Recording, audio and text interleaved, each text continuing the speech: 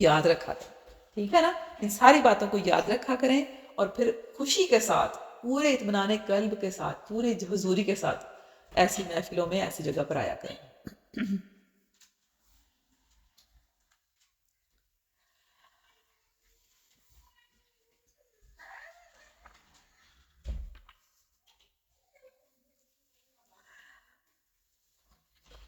اچھا، جیسے پہلے بھی میں نے آپ کو بتایا کہ پھر علم کی کیا ضرورت ہے. جیسے پہلے بھی میں نے آپ کو یہ بات بتائی کہ ایک صحیح اسلامی زندگی گزارنے کے لیے بہت کچھ علم حاصل کرنا پڑتا ہے.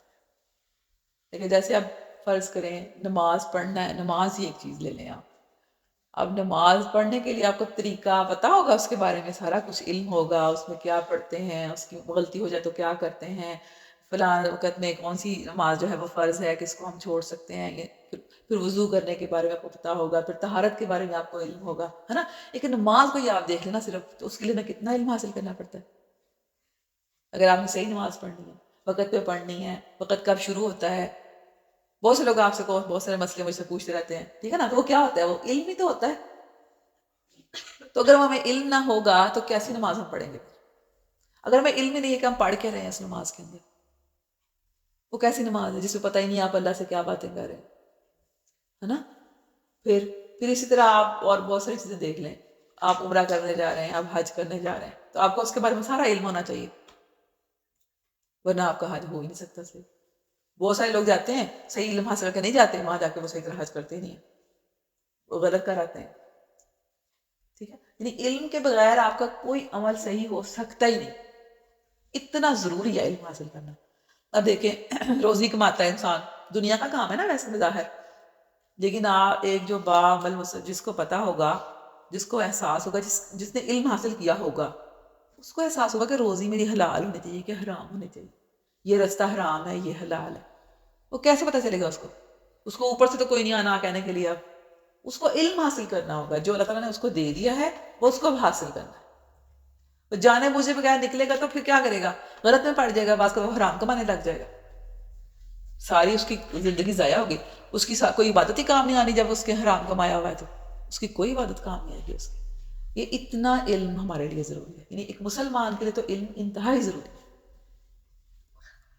پھر اسی طرح آپ دیکھیں کہ شادی کرنا دنیا کا کام لگتا ہے نا، لیکن اب شادی کرنے میں ہم کتنے معاملات ہوتے ہیں جس کا علم ہونا ضروری ہے.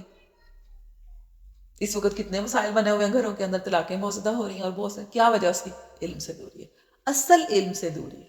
بھلے ویسے ڈاکٹر بنے ہوئے ہوں گے، انجینئر بنے ہوئے ہوں گے، پتہ نہیں کیا کیا ڈگریاں حاصل کی ہوں گی لڑکیوں نے بھی اور لڑکوں نے بھی، لیکن علم ہی نہیں ہے کہ کرنا کیا ہے. ہمیں اس زندگی کو کیسے ہم نے آگے پہنچانا ہے، کیسے اس کو ترقی دینی، کیسے نشوان دینی، کوئی پتہ نہیں. اتنا ضروری ہے علم حاصل کرنا.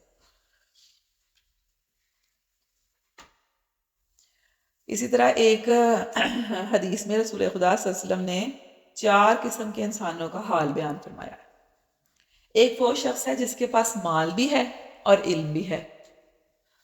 چنانچہ علم ہونے کی بنا پر وہ اپنے مال کو ایسے مصارف پر صرف کرتا ہے جس میں اسے کرنا چاہیے. یعنی اس کو علم ہے نا، تو پھر وہ مال کو کہاں خرچ کرتا ہے؟ صحیح جگہ پر خرچ کرتا ہے. اور وہ اس سے رشتہ داروں کے ساتھ حسن سلوک کرتا ہے اور جانتا ہے کہ اس کے مال میں اللہ کا کیا حق ہے. اس شخص کے متعلق حضور صلی اللہ علیہ وسلم نے فرمایا کہ وہ بہترین مرتبے پر ہے. دوسرا شخص وہ ہے جس کے پاس مال تو نہیں ہے مگر علم ہے. علم ہونے کے باعث اسے معلوم ہے کہ مال کے صحیح مصارف کیا ہیں، یعنی کہاں کہاں مال خرچ کرنا ہے. چنانچہ وہ کہتا ہے کہ اگر میرے پاس مال ہوتا تو میں اسے فلاں اور فلاں جگہ پر خرچ کرتا. حضور کا فرمان ہے کہ یہ دونوں اشخاص اجر میں برابر ہیں. حالانکہ اس کے پاس مال نہیں ہے، اس کے پاس کیا ہے؟ صرف علم ہے، لیکن اس کا درجہ کتنا مل رہا ہے؟ اس کے برابر جس کے پاس مال بھی ہے اور علم بھی ہے. کیوں مل رہا ہے؟ کیونکہ پاس علم ہے. اگر اس کے پاس مال آ گیا تو چونکہ اس کے پاس علم ہے تو وہ صحیح جگہ پہ خرچ کرے گا. ٹھیک ہے. پھر حضور نے ایک تیسرے شخص کا ذکر کیا جس کے پاس مال تو ہے مگر علم نہیں ہے، لہٰذا وہ اپنی بے علمی کے باعث مال کے معاملے میں خدا سے نہیں ڈرتا اور اسے صحیح مصارف پر صرف نہیں کرتا، نہ اس سے رشتہ داروں کے ساتھ اس نے سلوک کرتا ہے، نہ جانتا ہے کہ اس میں اللہ کا کیا حق ہے. اس تیسرے شخص کے بارے میں حضور فرماتے ہیں کہ وہ بدترین رتبے پر ہے، لیکن اس کے پاس مال ہے۔ اب دیکھیں ہم لوگ مال کے لیے کتنا طمع کرتے ہیں کہ ہمارے پاس، ہمیں علم کے لیے ہم طمع نہیں کرتے، مال کے لیے ہم ہر حد پہ جانے کے تیار ہو جاتے ہیں، ہم یہ بھی کر لیں گے وہ بھی کر، پیسے آنے چاہیے ہمارے پاس، حالانکہ اس کا مال کا اس کو کوئی فائدہ ہی نہیں ہے، اس کے پاس علم نہیں تھا۔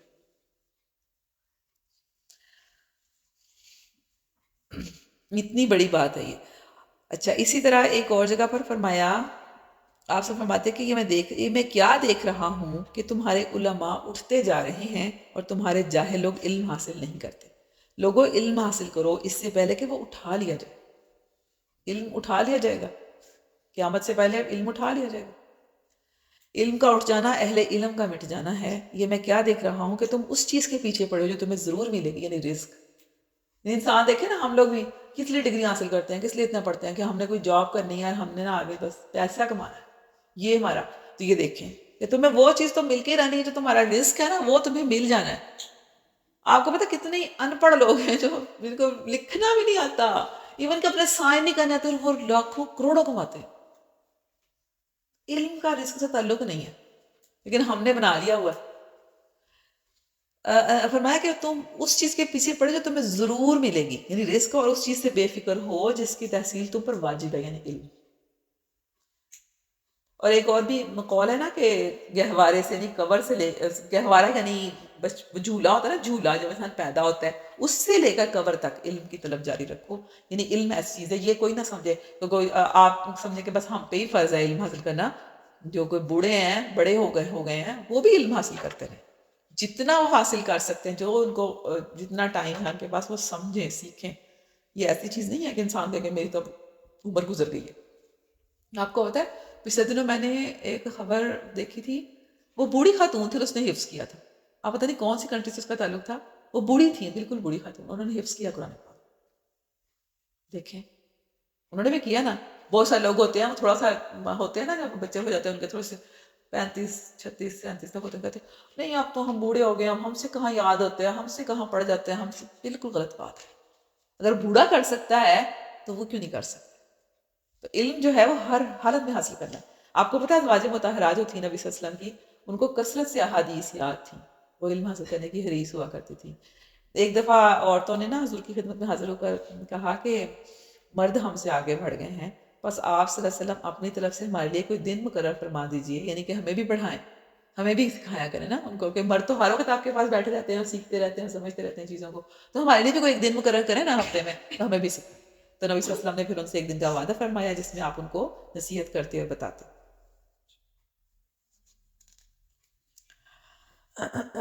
اور پھر ایک حدیث ہے نا کہ نبی صلی اللہ علیہ وسلم نے فرمایا کہ اللہ تعالیٰ اس شخص کو تر و تازہ رکھے جس نے میری بات سن کر اسے یاد کیا اور اس کو دوسروں تک پہنچا دیا۔ ٹھیک ہے نا؟ اچھا اب آپ دیکھیں کہ ہمیں سمجھ آ گیا کہ علم کتنا زیادہ اہم ہے، اور علم کون سا اہم ہے، اور ہماری انشاءاللہ سمجھ میں آ گیا ہوگا۔ تو اب آپ ذہن میں تھا کہ کون کون سے ذرائع ہیں جن سے ہم علم حاصل کر سکتے ہیں، کون کون سے ذریعے ہیں، طریقے ہیں۔ ان میں سب سے اہم تو ہوتا ہے درسگاہیں، یعنی جہاں پہ آپ پڑھنے جاتے ہیں، اسکول ہوتے ہیں، کالجز ہوتے ہیں، یونیورسٹیز ہوتی ہیں، ٹھیک ہے نا؟ تو اس کے بعد دوسری جو چیز ہے وہ ہے مطالعہ، یعنی آپ کو خود کتاب کو پڑھنا۔ اب یہ آپ پہ ڈیپینڈ کرتا ہے کہ آپ کیسی کتاب پڑھتے ہیں، لیکن جس علم کی بات ہو رہی ہے اس کے لیے آپ کو کون سی کتاب پڑھنی پڑے گی؟ سب سے پہلے قرآن پڑھنا پڑے گا آپ کو، کیونکہ سارے علوم کا منبع اور سرچشمہ کون سی کتاب ہے؟ یہ قرآن ہی تو ہے۔ تو سب سے زیادہ اہم چیز جو ہمیں پڑھنی ہوگی وہ کیا ہے؟ قرآن کو پڑھنا ہوگا، قرآن کو سمجھنا ہوگا، قرآن کا علم حاصل کرنا ہوگا، ٹھیک ہے نا؟ یہ سب سے بڑا سورس اور بڑا ذریعہ ہے۔ اس کے بعد سیرت ہے، قرآن کے بعد نبی صلی اللہ علیہ وسلم کی سیرت ہے، ان کی احادیث ہیں، اس کے بعد دینی کتابیں ہیں۔ قرآن کو سمجھنے کے لیے دینی کتابیں بھی بہت اہم رول ادا کرتی ہیں۔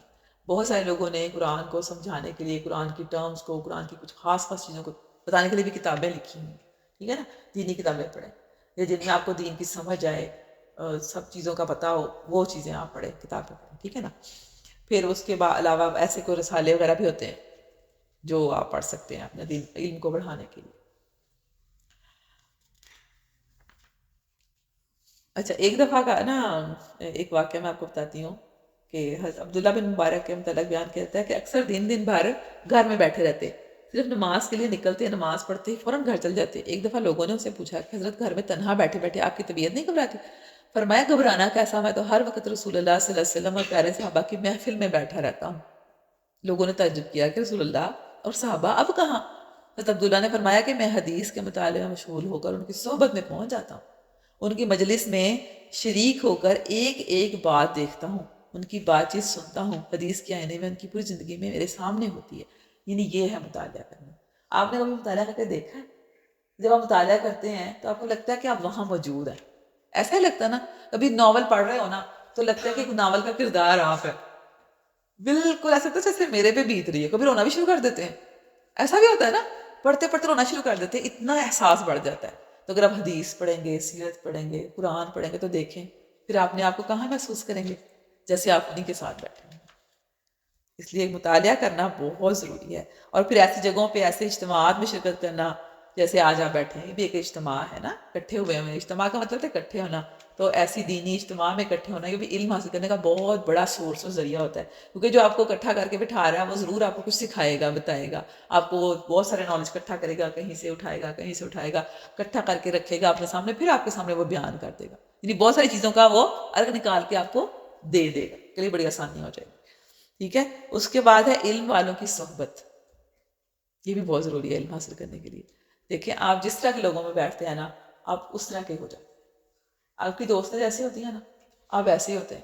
اگر آپ کی دوستیں بس ہنسنے والی، ایسے بس ڈنگے مار رہی ہیں، بس بولتی ہیں، کھیلتی ہیں، کھاتی ہیں، کوئی کام نہیں شرارتوں کے سوا، تو پھر آپ بھی ویسے ہو جاتے ہیں، ہے نا؟ اگر آپ کی دوست تھوڑی سنجیدہ ہو، تھوڑی سی سمجھدار ہو، کوئی اچھی بات کر دے، کوئی آپ کو اللہ کی بات بتا دے، تو کیسے ہو جاتے ہیں؟ آپ بھی ہو جاتے ہیں نا ویسے، تھوڑے تھوڑے اس کے جیسے ہو جاتے ہیں۔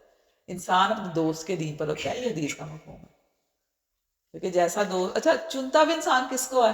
جو اس کے دل کے قریب ہوتا ہے نا؟ ایسے ہوتا ہے، کبھی کبھی ایسے ہوتا ہے کہ اس کو ایکسیڈنٹلی ایسے دوست مل جاتے ہیں جو اس کو پسند نہیں ہوتے، اس کے کردار، ان کی عادتیں ان کو پسند نہیں ہوتی، لیکن پھر کیا ہوتا ہے وہ ویسا خود بھی ہو جاتا ہے، پھر اس کو وہ بھی پسند ہو جاتے ہیں، ہے نا؟ ایسا بھی ہو جاتا ہے کبھی کبھی، اور کبھی کبھی ایسا ہو جاتا ہے کہ اس کو کوئی بہت اچھے دوست مل جاتے ہیں، جو ایسا سوچتا نہیں کہ مجھے ایسے مل جائیں گے اور مل جاتے ہیں، یہ اللہ کی اس پہ کوئی بلیسنگ ہوتی ہے، اور پھر وہ ویسا ہونا شروع ہو جاتا ہے۔ تو اللہ سے اچھے دوست بھی منگا کریں، ربی حبلی من الصالحین، یہ دعا کیا کریں، ربی الحقنی من الصالحین، ٹھیک ہے، مجھے صالحین کے ساتھ ملا۔ ہاں جی، حضرت لقمان نے اپنے بیٹے سے پوچھا کہ اب تیری دانائی کس منزل پر ہے؟ دوستوں کے بارے میں سنیں ذرا۔ حضرت لقمان نے اپنے بیٹے سے پوچھا کہ تیری دانائی کس منزل پر ہے؟ بیٹے نے جواب دیا کہ بے فائدہ باتوں سے پرہیز کرنے لگا ہوں۔ حضرت لقمان نے کہا کہ ابھی ایک کسر باقی ہے، وہ یہ کہ علم رکھنے والوں کی صحبت میں بیٹھو، کیونکہ خدا دانائی کے نور سے مردہ دلوں کو اس طرح زندہ کر دیتا ہے جس طرح میح سے مردہ زمین کو۔ یعنی اگر بے شک آپ بری چیزوں سے بچے ہوئے ہیں، لیکن اس کے باوجود آپ لوگوں کو کیا کرنا ہے؟ اچھے دوست بنانے، نیک لوگوں کی صحبت میں بیٹھ دیکھنا آپ کو کتنا فائدہ ہوگا۔ آپ کو بھی بیٹھ کے دیکھیں، دل نہیں بھی کرا نا، اگر کوئی ایسی جگہ ہے، ایسی محفل ہے، ایسے میں جہاں پہ نیک لوگ ہیں، نیک اچھی باتیں کرتے ہیں، کوئی بات بتا دیتے ہیں، آپ ان کے پاس بیٹھ جائیں گے تھوڑی دیر کے لیے، آپ کو بھی اپنے دل میں ان کی روشنی محسوس ہونی شروع ہو جائے گی۔ اور آخری بات جو بڑی اہم ہے وہ یہ ہے کہ جو علم بھی حاصل کیا جائے نا اس پہ عمل کیا جائے، صرف علم برائے علم نہ ہو کہ آپ حاصل بڑا کر رہے ہیں، بڑی کتابیں پڑھ رہے ہیں، ادھر سے بھی حاصل کر، ادھر سے بھی سن بڑا، لیکن عمل کاکھ بھی نہیں، وہ آپ سمجھتے ہیں کہ شاید عمل کسی اور کے لیے، میں تو صرف علم حاصل کرنا ہے، تو پھر اس علم کا کوئی فائدہ نہیں، وہ بے فائدہ علم ہے۔ ایک دفعہ حضرت عمر بن خطاب نے حضرت کعب سے پوچھا کہ اہل علم کون لوگ ہیں؟ حضرت کعب نے جواب دیا کہ وہ جو اپنے علم پر عمل کرتے ہیں۔ اللہ تعالیٰ ہمیں بھی عمل کرنے والوں میں شامل کر دے۔ کوشش کرتے رہنا ہی اللہ تعالیٰ کو پسند ہے، کہ انسان کوشش کرتا ہے، کبھی بھی وہ پرفیکٹ نہیں ہو سکتا، یا کبھی آپ سوچیں کہ اچھا یہ باتیں تو بڑی بڑی کر رہی ہے، یہ اس کا اپنا عمل تو ایسے ہے اور ویسے ہے نا، دوسروں کو تولنے لگ جاتے ہیں، ہو سکتا ہے وہ کتنی کوشش کر رہی ہو، یہ تو اس کو پتہ ہے، یا اللہ جانتا ہے نا، ہمیں کسی کے اوپر نہیں کہنا چاہیے کہ اس کا عمل تو خراب ہے، یہ خود بڑی بڑی باتیں کر رہی ہے۔ آپ اس کی اچھی بات لے لیں، آپ عمل کریں، آپ اس کو کیوں تولتے ہیں؟ یہ اللہ کا اور اس کا معاملہ ہے، ٹھیک ہے نا؟ تو ہر انسان کا معاملہ اس اللہ کے ساتھ ہی ہے، تو آپ کو کیا کرنا ہے؟ اصل میں کیا کرنے کا کام ہے آپ کا؟ ہاں، علم کو سیکھنا اور اس پر عمل کرنا.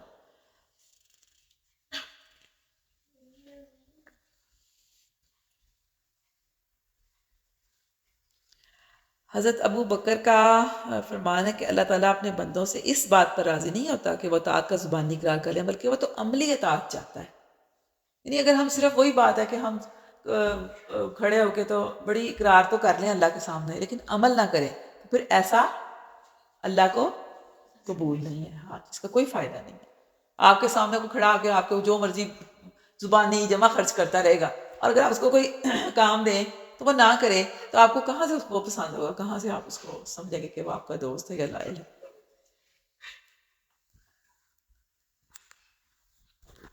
اللہ تعالیٰ ہمیں عمل کرنے کی توفیق عطا فرمائے. اور آخر میں اس دعا سے میں اختتام کرتی ہوں کہ اللہم انفعنی بما علمتنی وعلمنی ما ینفعنی، کہ اے اللہ مجھے نفع دے اس علم سے جو تو نے مجھے عطا کیا ہے، اور عطا کر مجھے وہ علم جو مجھے نفع دے. یہ بہت بڑی دعا ہے جو آپ ہر وقت مانگ سکتے ہیں. اللہم انفعنی بما علمتنی وعلمنی ما ینفعنی، کہ اللہ جو مجھے علم دیا ہے اس سے مجھے نفع عطا کر، اور جو نفع بخش علم ہے وہ مجھے عطا کر دے. ٹھیک ہے نا؟ اب اس میں نفع میں کیا کیا آ جاتا ہے یہ ہمیں نہیں پتا. پتہ نہیں کون کون سا اس میں نفع آ جائے گا. دنیا کا بھی آ جائے گا، آخرت کا بھی آ جائے گا، دین آ جائے گی، ہر چیز اس کے اندر آ جائے گا. نفع کے اندر آپ کو نہیں پتا کہ نفع کس چیز میں ہے، آپ کو یہ اللہ کو پتا ہے کہ نفع کس چیز میں ہے. کتنی جامع دعا ہے، بجائے کہ یہ مانگ وہ مانگ، اللہ سے یہ دعا کیا کرے، اللہم انفعنی بما علمتنی وعلمنی بما ینفعنی. آمین یا رب العالمین. اللہ تعالیٰ ہمیں بہترین علم حاصل کرنے کا حریص بنا دے، اور ہمیں عمل کرنے کی بھی توفیق عطا فرمائے. وآخر دعوانا ان الحمد للہ رب العالمین.